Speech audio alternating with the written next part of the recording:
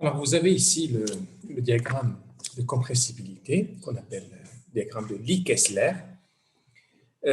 Alors, on va le réexpliquer brièvement. Hein. Donc, le détail des explications, là, on fait le cours, bien évidemment.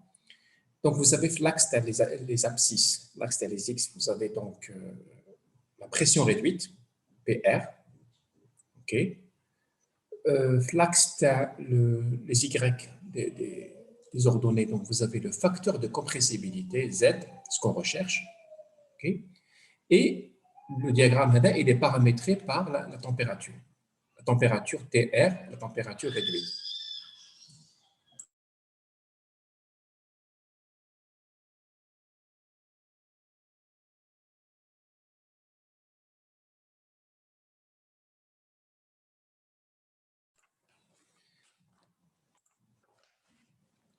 Voilà.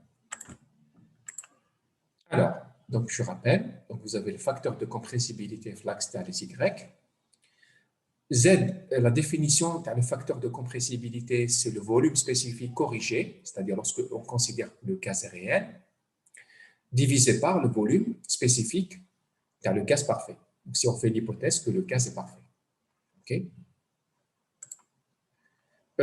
L'axe les X, c'est la pression réduite. La définition de c'est quoi? C'est la pression de votre système divisée par la pression critique. Alors, la pression critique, la température critique et le volume critique, ce sont des données, car le gaz ou le fluide sur lequel vous travaillez. D'accord? Si vous prenez l'eau ou la fluide, vous avez donc comme données la température critique, la pression critique, etc. Elles sont associées au fluide. La température réduite, c'est voilà, c'est ici, c'est ce qui paramètre un petit peu le diagramme HADA. Donc, c'est la température réduite, c'est T divisé par T critique. Donc, c'est la température du système divisée par la température critique. Donc là, vous avez un exemple maintenant. La courbe qui est en vert ici, c'est la courbe qui correspond à la température réduite de 1, qui est égale à 1. Okay? Donc, bien sûr, c'est une température sans unité, donc adimensionnelle, kiff fois la pression réduite, etc. D'accord? Par exemple, la courbe verte ici, c'est température réduite égale à 1,3. Ici, c'était température réduite égale à 2. Okay? Une remarque très importante, c'est que l'axe des abscisses, la pression réduite, c'est une échelle logarithmique, c'est-à-dire que, regardez bien, entre 0,01 et 0,1, c'est pareil qu'entre 0,1 et 1, c'est pareil entre 1 et 10. Donc, ce n'est pas une échelle linéaire, d'accord? Donc, c'est une échelle, ce qu'on appelle logarithmique.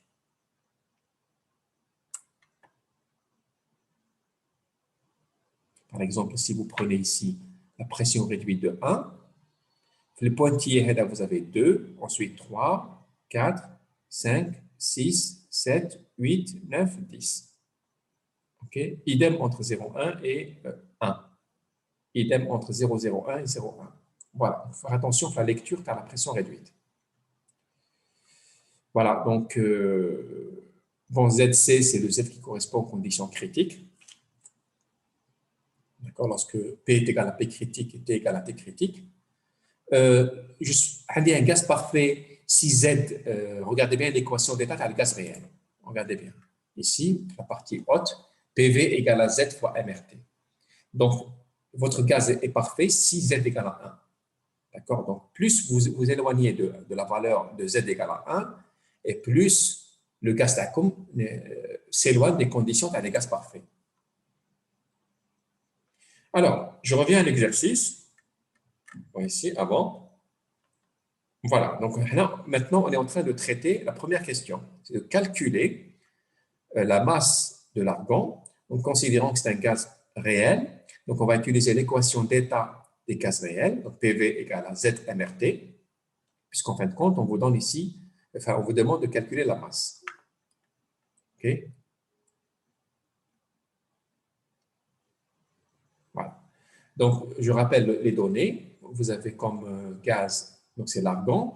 La température, c'est moins 30 degrés Celsius, donc on va la convertir en Kelvin, donc c'est 243 Kelvin.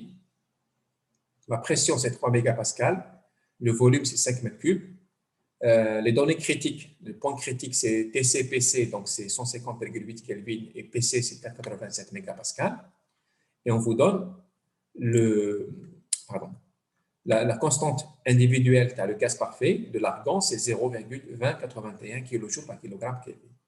Alors, pour utiliser le diagramme de Lie-Kessler qu'on vient de voir, le slide précédent, il vous faut calculer la pression réduite et la température réduite.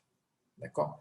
La pression réduite, c'est P, la pression du système, qui est donc de 3 mégapascales, divisé par la pression critique, qui est donnée, donc qui est 487 mégapascales. Bon, puisqu'en fait, c'est un rapport de pression, on peut garder les valeurs de la pression en mégapascal. Ce n'est pas la peine de les convertir en pascal.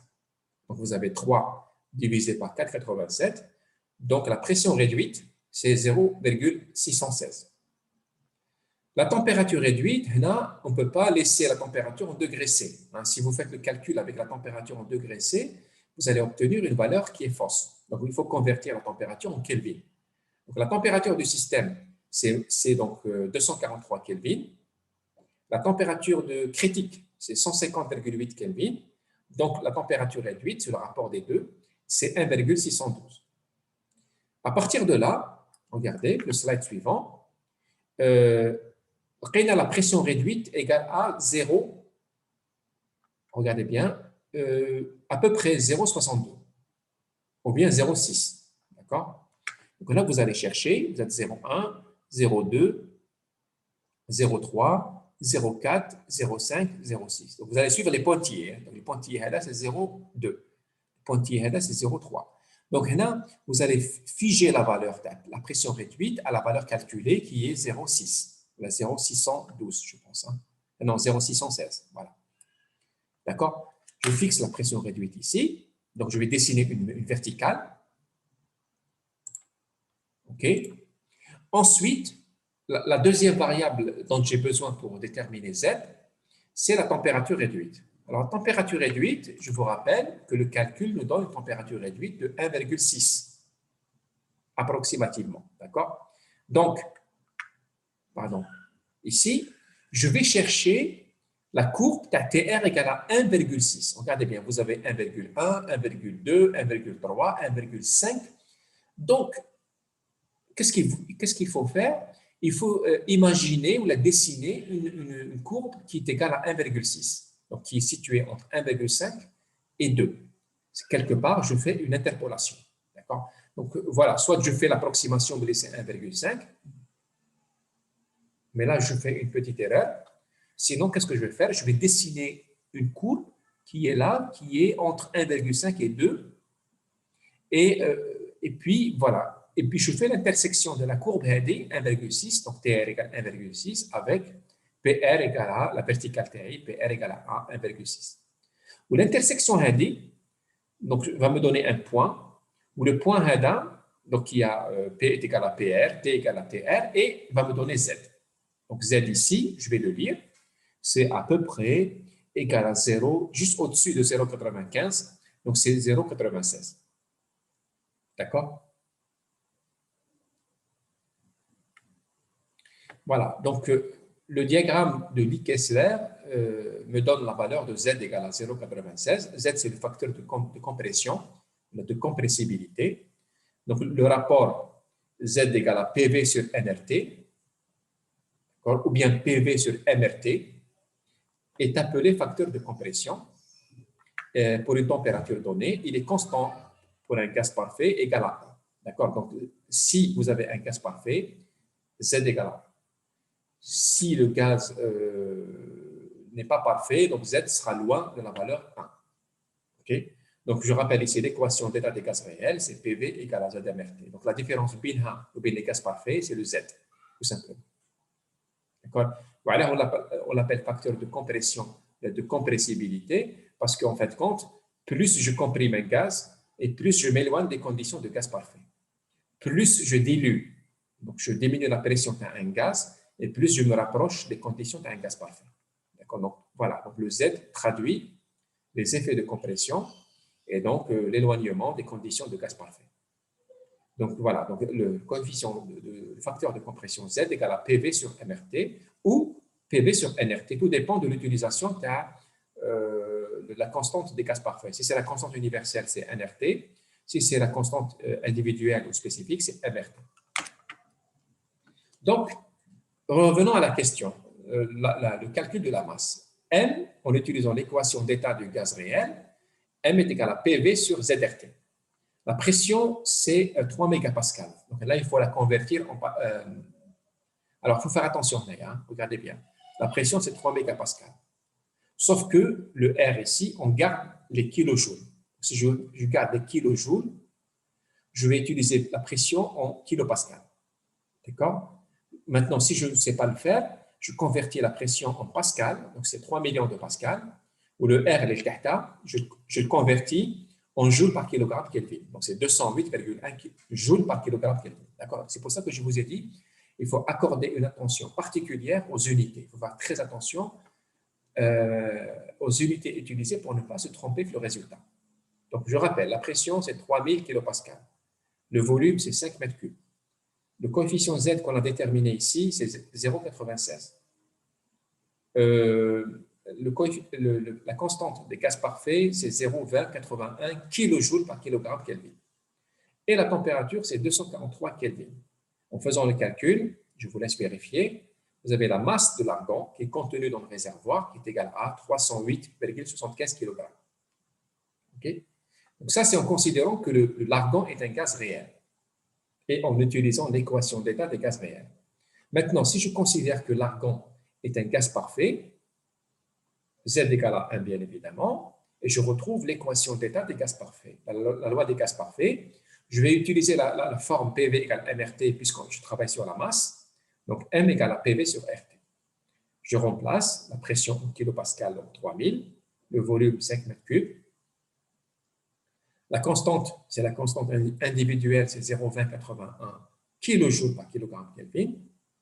Et la température, c'est 243 Kelvin. Ça me donne une valeur de 296,4 kg. OK?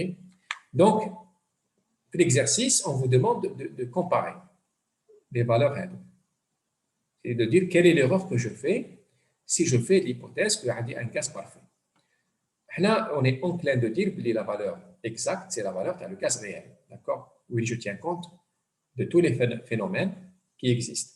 Donc, on est 308,75 kg. D'accord? Maintenant, le gaz parfait, c'est 296,4. Donc, si pour calculer l'écart bilatéraux, il y a deux possibilités. Soit c'est l'erreur absolue ou l'erreur relative. Donc, l'erreur relative, elle est plus parlante parce que c'est en pourcent. D'accord? Donc, si je fais l'erreur relative, c'est l'erreur absolue. Donc, c'est l'écart entre les deux valeurs. C'est 308,75 moins 296,4. Le tout divisé par la valeur de référence, qui est la supposée la plus exacte possible. Donc, c'est la valeur qui a le gaz réel. C'est 308,75. Donc, c'est 4%. D'accord? Donc, si je fais l'hypothèse que l'argon est un gaz parfait, je vais faire une erreur. Attendez, je reviens ici. Voilà. Je fais une erreur de 4%. Voilà. Donc, ce n'est pas une erreur qui est très importante, mais ça commence à faire. D'accord? Donc, ça commence à partir du moment où on passe au-dessus de 1%. Donc, l'écart, c'est-à-dire l'erreur que je fais en considérant que c'est un gaz parfait, commence à devenir significatif. D'accord? Si vous considérez que c'est un gaz parfait, l'idéal, c'est d'avoir ici l'erreur relative la plus faible possible.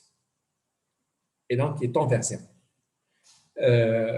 On aurait pu avoir une idée sur le résultat via le Z. D'accord? Vous remarquez que ici, vous calculez l'écart entre le Z pour le gaz réel, qui est 0,96, et le Z qui correspond au gaz parfait, qui est 1. Si vous comparez les deux valeurs 1 et 0,96, vous allez trouver que c'est 4%. D'accord? Est-ce que vous avez des questions par rapport à ce qu'on vient de voir?